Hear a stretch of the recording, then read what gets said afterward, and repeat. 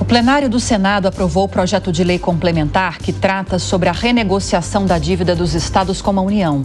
Mais detalhes agora na reportagem de André Anelli.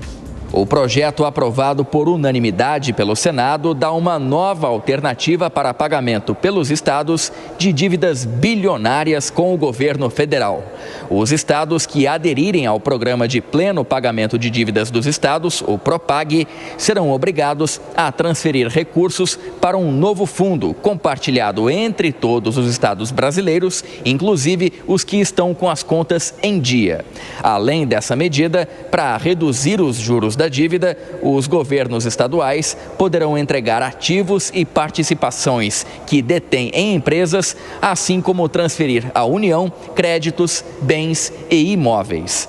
Pelo texto, a cobrança da dívida será corrigida somente pela inflação, com juros zero se o Estado reduzir pelo menos 20% do valor da dívida até o fim de 2025, transferir anualmente valor equivalente a 1% do saldo do débito para o fundo compartilhado entre todos os estados, aplicar todo ano valor equivalente a 1% do saldo devedor em investimentos em educação, ações de infraestrutura, saneamento, habitação, adaptação às mudanças climáticas, transportes ou segurança pública.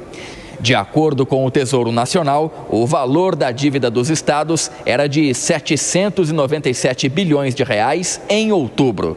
O projeto de renegociação dessas dívidas teve a autoria do senador Rodrigo Pacheco, já que o estado dele, Minas Gerais, é um dos maiores devedores da União. O governador Romeu Zema elogiou a aprovação da medida. O regime de recuperação fiscal que resolvia o problema por 2, 3, 4 anos, mas à medida que a prestação aumentasse novamente, a situação antiga retornava. Então agora tivemos realmente a solução definitiva. Minas não ficará folgada, mas pelo menos ficará viável, e o mesmo vai acontecer com Rio de Janeiro, Rio Grande do Sul e Goiás.